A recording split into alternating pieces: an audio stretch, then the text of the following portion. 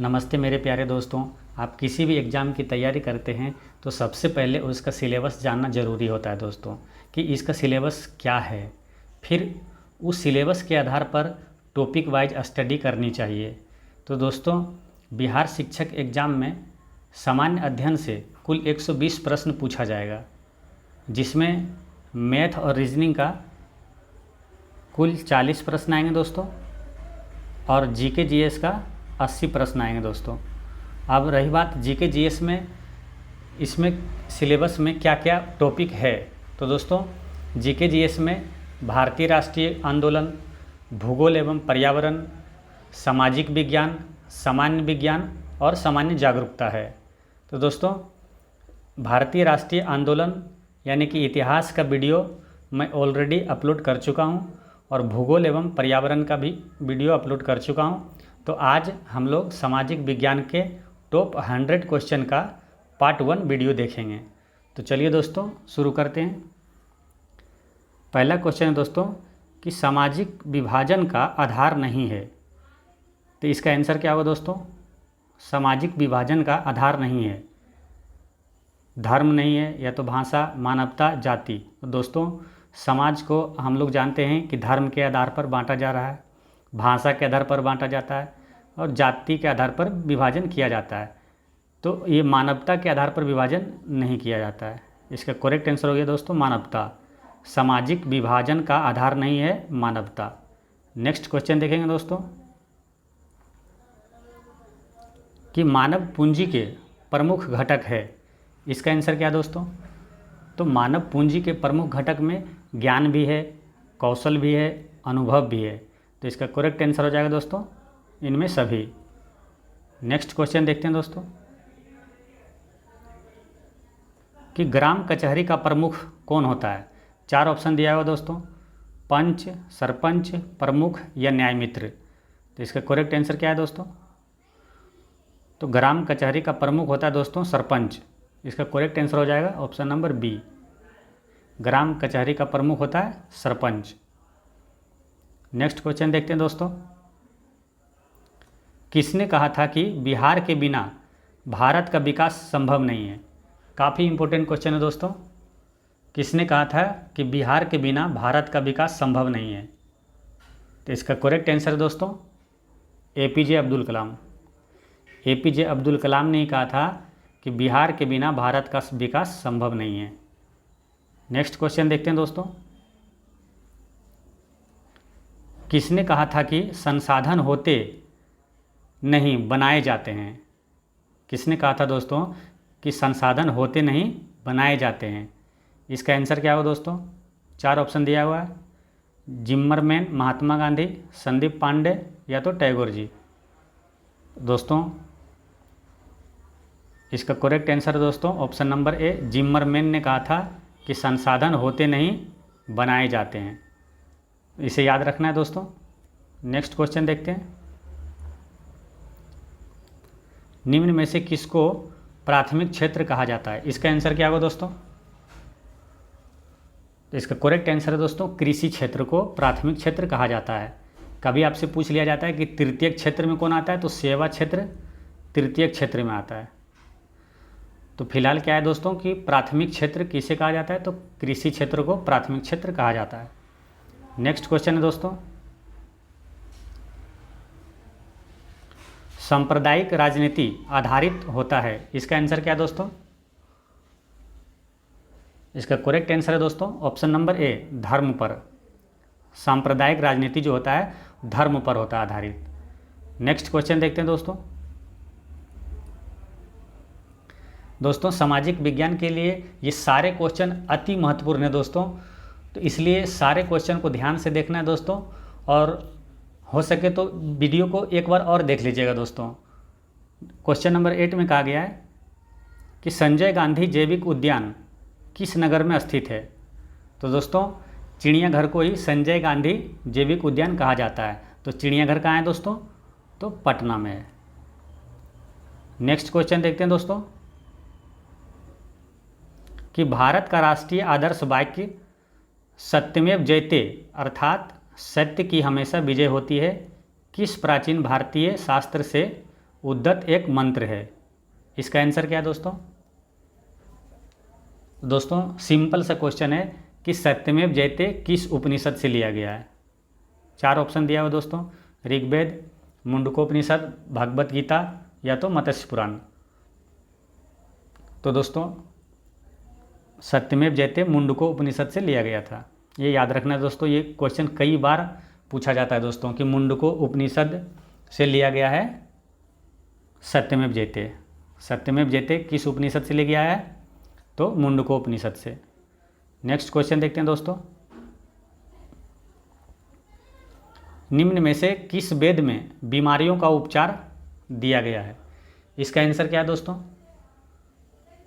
दोस्तों अथर्ववेद में बीमारी, जादू टोना, यज्ञ, ये सब का जो है ना उल्लेख किया हुआ है तो अथर्ववेद में। इसका करेक्ट आंसर है दोस्तों अथर्ववेद। नेक्स्ट क्वेश्चन देखते हैं दोस्तों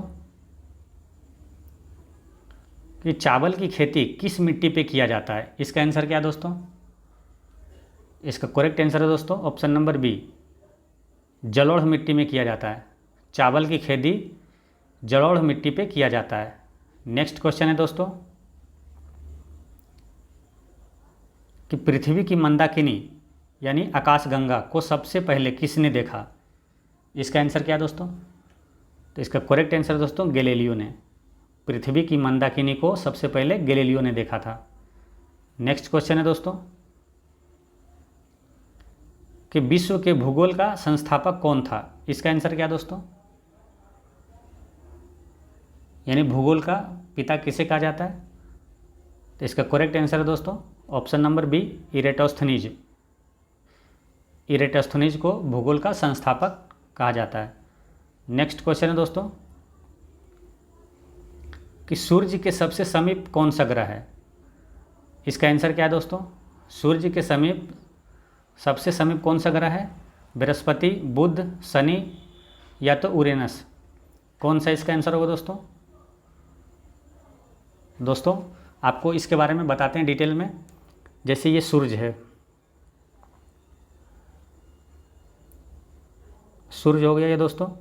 सूर्य से दूरी के अनुसार ग्रहों का क्रम जो है वो आज बताते हैं दोस्तों, आज याद कर लेना है।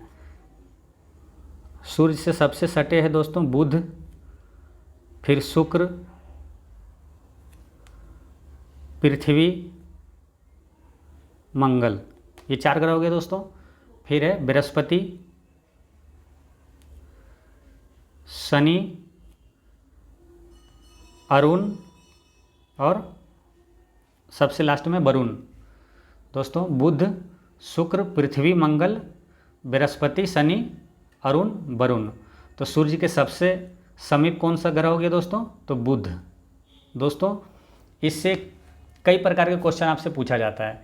जैसे आपसे पूछ लिया जाएगा कि शुक्र और मंगल के बीच में कौन सा ग्रह है? तो पृथ्वी। या तो ऐसे पूछ लिया जाएगा कि पृथ्वी ग्रह किसके बीच में है? तो शुक्र ग्रह और मंगल ग्रह के बीच में है। दोस्तों ये जो पहला जो 4 ग्रह है बुध, शुक्र, पृथ्वी, मंगल, इसे आंतरिक ग्रह कहा जाता है दोस्तों। इसे आंतरिक ग्रह कहा जाता है। यह भी क्वेश्चन पूछा जाता है दोस्तों।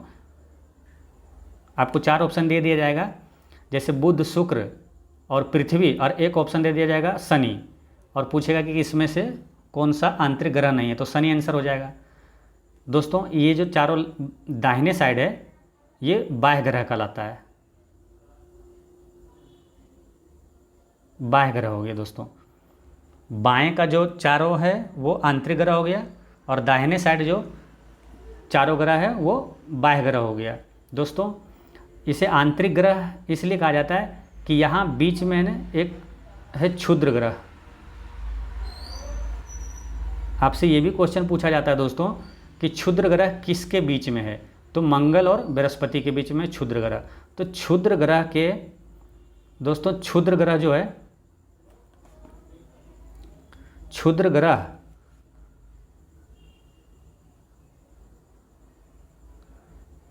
ग्रह दोस्तों, क्षुद्र ग्रह के बाएं जो साइड है 4 ग्रह वो आंतरिक ग्रह हो गया, और क्षुद्र ग्रह के दाहिने 4 ग्रह जो है वो बाह्य ग्रह कहलाता है। अब इसे याद रखना है दोस्तों कैसे,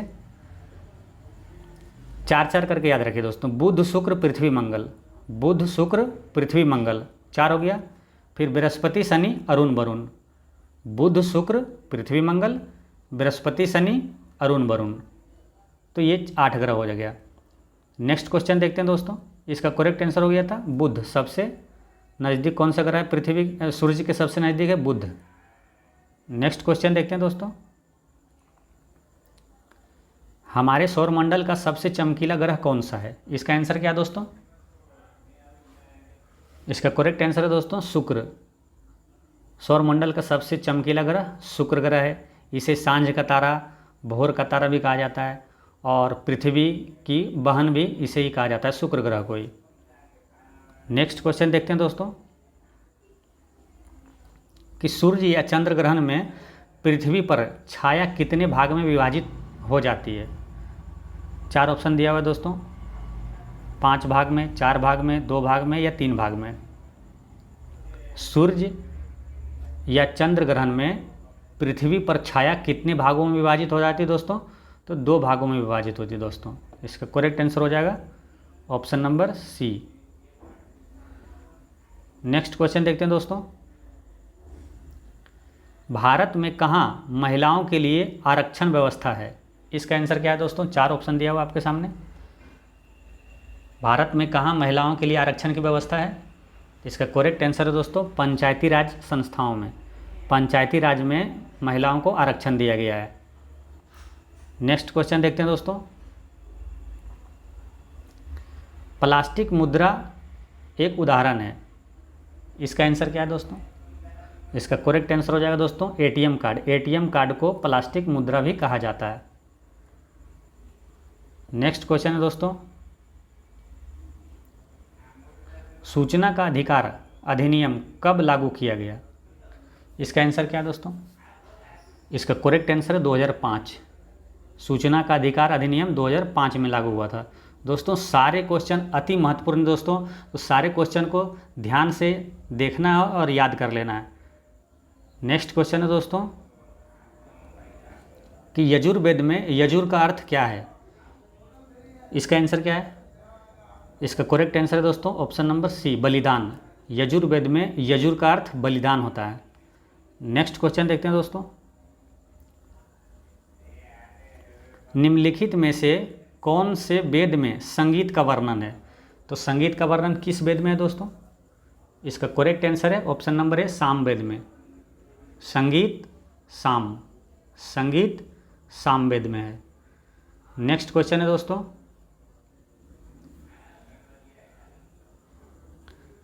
क्वेश्चन नंबर 22 में कहा गया दोस्तों कि निम्नलिखित में से कौन सा वेद जादुई अनुष्ठानों और वशीकरण के बारे में बताता है?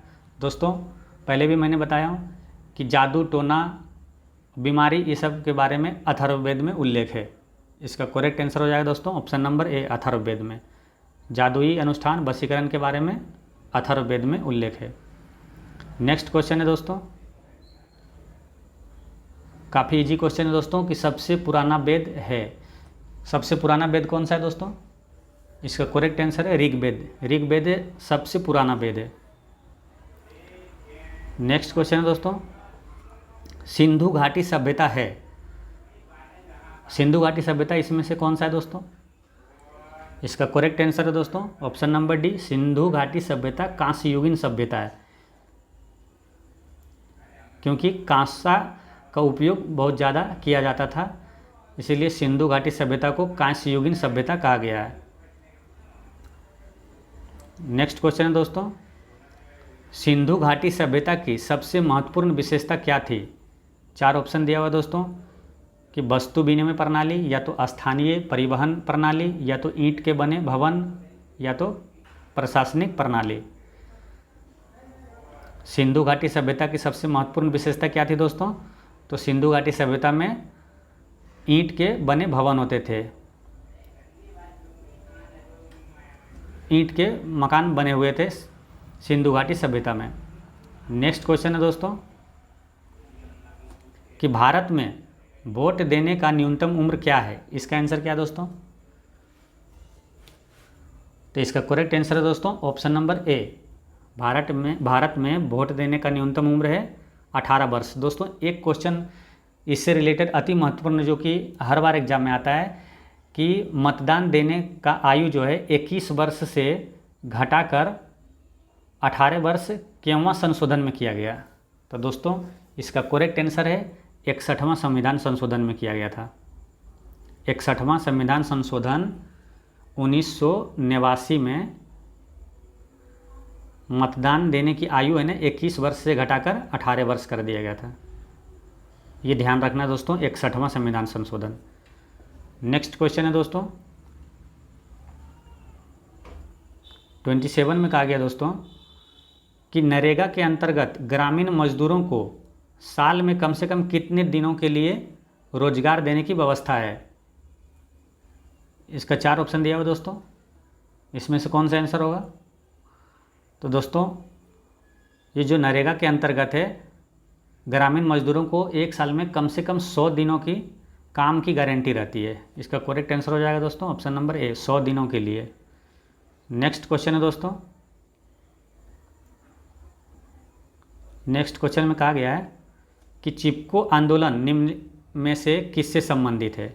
चिपको आंदोलन किससे संबंधित है दोस्तों। तो इसका करेक्ट आंसर है दोस्तों पेड़ बचाने से।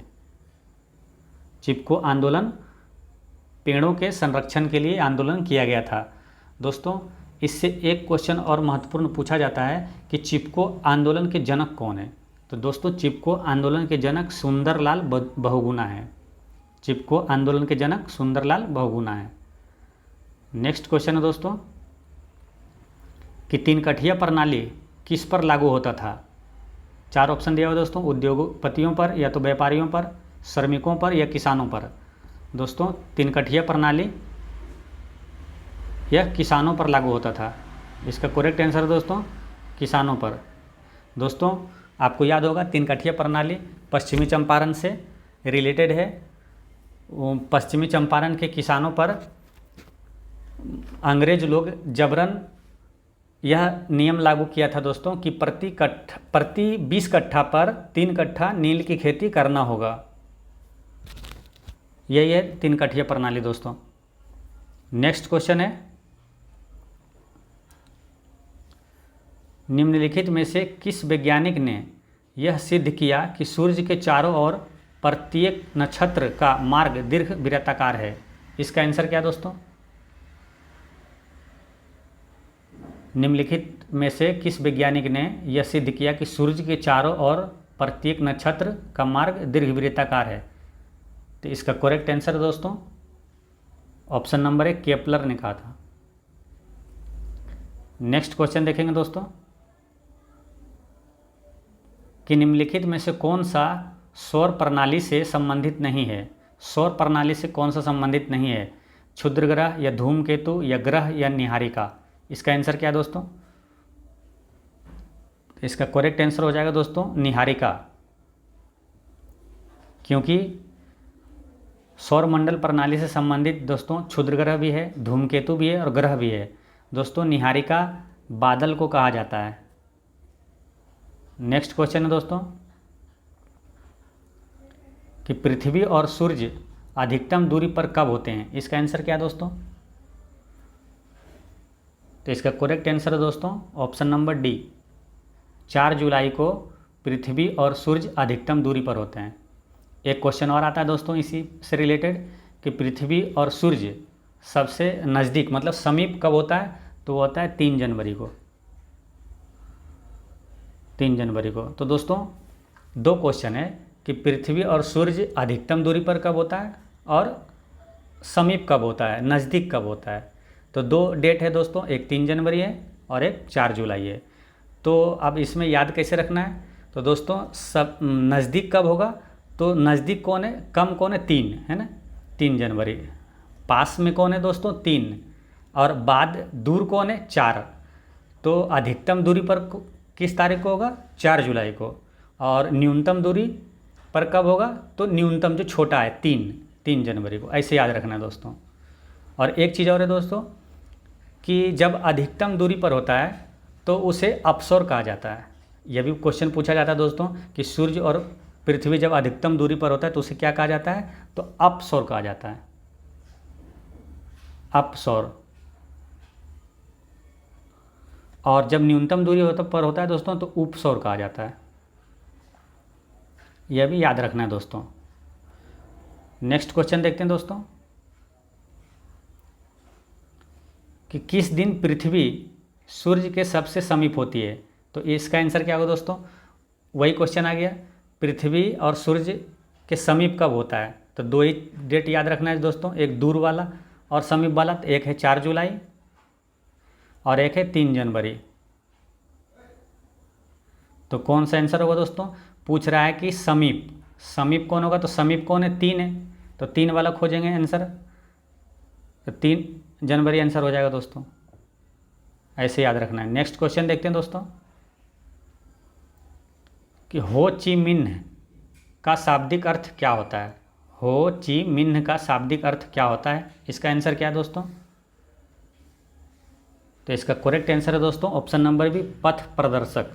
हो ची मिन्ह का शाब्दिक अर्थ पथ प्रदर्शक होता है। नेक्स्ट क्वेश्चन है दोस्तों कि सुनामी किस स्थान पर आता है, इसका आंसर क्या है दोस्तों, इसका करेक्ट आंसर है दोस्तों समुद्र में। सुनामी समुद्र में आती है दोस्तों, यानी कि समुद्र में भूकंप जब आता है तो सुनामी आती है, ये ध्यान रखना दोस्तों। नेक्स्ट क्वेश्चन है 36 में कहा गया दोस्तों कि जिस देश का राष्ट्रीय आय अधिक होता है उसे क्या कहते हैं, इसका आंसर क्या है दोस्तों, इसका करेक्ट आंसर दोस्तों विकसित देश कहा जाता है। जिस देश का राष्ट्रीय आय अधिक होगा उसे विकसित देश कहा जाएगा। नेक्स्ट क्वेश्चन देखते हैं दोस्तों कि निम्न में से कौन उपभोक्ता उद्योग है, इसका आंसर क्या होगा दोस्तों, निम्न में से कौन उपभोक्ता उद्योग है, तो इसका करेक्ट आंसर है दोस्तों ऑप्शन नंबर सी, चीनी उद्योग। दोस्तों उपभोक्ता उद्योग का मतलब होता है कि जिस उद्योग का सीधा संबंध उपभोक्ताओं से हो, यानी उससे उत्पादित वस्तु सीधे उपभोक्ता को उपलब्ध हो, उसे उपभोक्ता उद्योग कहते हैं। जैसे चीनी क्या होता है कि सीधे उत्पादित होकर उपभोक्ता के पास चला जाता है। बाकी जैसे पेट्रो रसायन लौह उत्पाद ये सब में क्या, जैसे पेट्रो रसायन का उत्पादन होता है तो ये कहीं सफाई होने के लिए चला गया, तो कहीं इस पर रिफाइन होने, यानी स्टेप बाय स्टेप ये थोड़ा 2-3 स्टेप के बाद उपभोक्ता के पास पहुंचता है। लेकिन चीनी उद्योग जो है इसमें डायरेक्ट उपभोक्ताओं के पास पहुंच जाता है, इसलिए उपभोक्ता उद्योग इनमें से कौन है, तो चीनी उद्योग, ये याद रखना है दोस्तों। नेक्स्ट क्वेश्चन है कि धन निकासी का सिद्धांत किसने दिया था। धन निकासी का सिद्धांत किसने दिया था दोस्तों, फिरोज शाह, दादा भाई नौरोजी, या तो महात्मा गांधी या बाल गंगाधर तिलक ने। दोस्तों धन निष्कासन का सिद्धांत दादा भाई नौरोजी ने दिया था। दोस्तों दादा भाई नौरोजी से कई क्वेश्चन पूछा जाता है दोस्तों, जैसे कि भारत का बायोवृद्ध किसे कहा जाता है, तो दादा भाई नौरोजी को। भारत का ग्रांड ओल्ड मैन किसे कहा जाता है, तो दादा भाई नौरोजी को। सबसे पहले ये जो गरीबी का जो होता है दोस्तों कि 20 रुपया निर्धारित किया था दर, वो भी दादा भाई नौरोजी उसका आंसर होता है। नेक्स्ट क्वेश्चन देखेंगे दोस्तों, भारत में वित्तीय वर्ष कहा जाता है, इसमें से कौन सा डेट है दोस्तों कि वित्तीय वर्ष कहलाता है भारत का, तो इसका करेक्ट आंसर है दोस्तों ऑप्शन नंबर सी, 1 अप्रैल से 31 मार्च अपने देश में वित्तीय वर्ष कहलाता है, 1 अप्रैल से 31 मार्च। नेक्स्ट क्वेश्चन है दोस्तों कि पंचायती राज की शुरुआत किस देश से हुई थी, इसका आंसर क्या है दोस्तों। दोस्तों पंचायती राज की शुरुआत किस देश से हुआ था, किस राज्य से हुआ था, तो इसका करेक्ट आंसर है दोस्तों राजस्थान। पंचायती राज सबसे पहले राजस्थान में ही लागू हुआ था, इसका करेक्ट आंसर हो गया दोस्तों राजस्थान। नेक्स्ट क्वेश्चन देखेंगे दोस्तों कि योजना आयोग का नया नाम क्या है, काफ़ी इंपॉर्टेंट क्वेश्चन है दोस्तों। इसका करेक्ट आंसर है दोस्तों नीति आयोग। योजना आयोग का नया नाम क्या है, नीति आयोग। एक क्वेश्चन आपसे पूछा जाता है दोस्तों कि नीति आयोग का गठन कब हुआ? तो नीति आयोग का गठन दोस्तों 1 जनवरी 2015 को हुआ था। यह डेट याद रखना दोस्तों, नीति आयोग का गठन 1 जनवरी 2015 को हुआ था। नेक्स्ट क्वेश्चन देखते हैं दोस्तों कि सिखों के 10वें गुरु गोविंद सिंह का जन्म बिहार के किस नगर में हुआ? इसका आंसर क्या है दोस्तों? इसका करेक्ट आंसर है दोस्तों पटना में हुआ। पटना साहिब में गुरु गोविंद सिंह का जन्म हुआ था। नेक्स्ट क्वेश्चन देखते हैं दोस्तों, सूचना का अधिकार कैसा अधिकार है? इसका आंसर क्या है दोस्तों? तो इसका करेक्ट आंसर है वैधानिक अधिकार। सूचना का अधिकार वैधानिक अधिकार है। नेक्स्ट क्वेश्चन देखते हैं, बिहार में किसकी प्रधानता है? इसका आंसर क्या है दोस्तों? इसका करेक्ट आंसर है दोस्तों कृषि की प्रधानता है। बिहार में सबसे ज़्यादा कृषि होता है। नेक्स्ट क्वेश्चन देखते हैं दोस्तों, भारत में सबसे अधिक कोयला किस राज्य में उत्पादित होता है? इसका आंसर क्या है दोस्तों? भारत में सबसे अधिक कोयला किस राज्य में उत्पादित होता है? छत्तीसगढ़, झारखंड, उड़ीसा, बिहार। तो दोस्तों इसका करेक्ट आंसर है छत्तीसगढ़। भारत में सबसे अधिक कोयला छत्तीसगढ़ में उत्पादन होता है। दोस्तों पहले झारखंड में होता था, लेकिन वर्तमान में सबसे ज़्यादा अब छत्तीसगढ़ में उत्पादन होता है, ये ध्यान रखना दोस्तों। अगर क्वेश्चन पूछा जाए कि कोयले का भंडारण सबसे ज़्यादा किस राज्य में होता है, तो उसका आंसर होगा झारखंड। कोयले का भंडारण किस राज्य में सबसे अधिक होता है? तो झारखंड। और उत्पादन पूछेगा तो छत्तीसगढ़। ये ध्यान रखना दोस्तों, सबसे ज़्यादा उत्पादन छत्तीसगढ़ में होता है। नेक्स्ट क्वेश्चन है दोस्तों कि किस राज्य में खनिज तेल का भंडारण है? इसका आंसर क्या है दोस्तों? इसका करेक्ट आंसर है दोस्तों ऑप्शन नंबर सी, असम। एक क्वेश्चन आपसे ये भी पूछा जाता है कि सबसे पहले खनिज तेल का जो खोज हुआ था वो कहाँ हुआ था? तो असम में हुआ था दोस्तों, असम के डिगबोई में।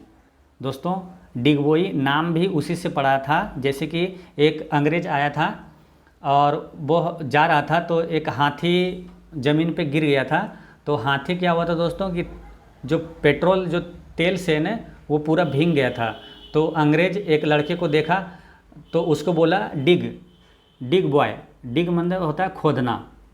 वो तो अंग्रेज बोला बच्चे को डिग बॉय, मतलब वो देखना चाहता था कि उसको लगा कि यहाँ से तेल निकल रहा है, तो डिग बॉय। तो उसी समय उसका नाम पड़ा था डिगबोई। तो असम के डिगबोई में सबसे पहले तेल की खोज हुआ था। नेक्स्ट क्वेश्चन है दोस्तों, भारत के किस राज्य की प्रति व्यक्ति आय अधिक है? इसका आंसर क्या है दोस्तों? इसका करेक्ट आंसर हो जाएगा दोस्तों गोवा। गोवा की प्रति व्यक्ति आय सबसे अधिक है। नेक्स्ट क्वेश्चन है दोस्तों कि धौलावीरा एक पुरातात्विक स्थान किस समयावधि से जुड़ी हुई है? किस समय से जुड़ा हुआ है दोस्तों धौलावीरा? तो धौलावीरा मालूम है दोस्तों, यह हड़प्पा सभ्यता से जुड़ा हुआ है, सिंधु घाटी सभ्यता। इसका करेक्ट आंसर हो जाएगा सिंधु घाटी सभ्यता से जुड़ी हुई है। नेक्स्ट क्वेश्चन है दोस्तों कि मोहनजोदड़ो नाम का अर्थ देश में मुर्दों का टीला है। इसका आंसर क्या है दोस्तों? इसका करेक्ट आंसर है दोस्तों ऑप्शन नंबर डी, सिंधी में, सिंधी भाषा में मोहनजोदड़ो का अर्थ मुर्दों का टीला है। दोस्तों अधिकतर आपसे सिर्फ ये पूछा जाता है दोस्तों कि मोहनजोदड़ो का अर्थ क्या होता है। सिंपल में पूछा जाएगा दोस्तों मोहनजोदड़ो का अर्थ होता क्या है? तो मुर्दों का टीला, ये याद रखना दोस्तों। मोहनजोदड़ो का अर्थ होता है मुर्दों का टीला। नेक्स्ट क्वेश्चन देखते हैं दोस्तों, वेदों की ओर लौटो का नारा किसने दिया था? इसका आंसर क्या है दोस्तों?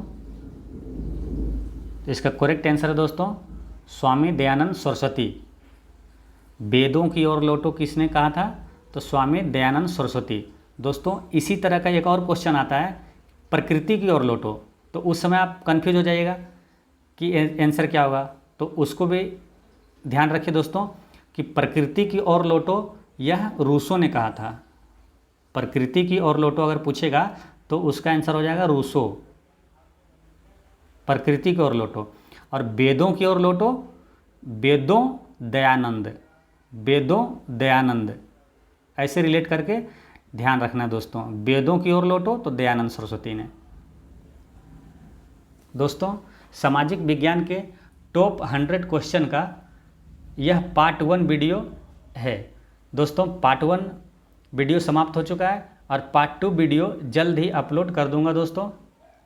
पिछले वीडियो में मैंने एक क्वेश्चन पूछा था कि बिहार के पहले राज्यपाल कौन थे, तो दोस्तों इसका आंसर है जयराम दास दौलतराम। बिहार के पहले राज्यपाल जयराम दास दौलतराम थे। दोस्तों आज का क्वेश्चन है कि शेर शाह सूरी का मकबरा कहाँ है। दोस्तों अगर आप इसका आंसर जानते हैं तो कमेंट में ज़रूर इसका जवाब दीजिएगा। जय हिंद दोस्तों।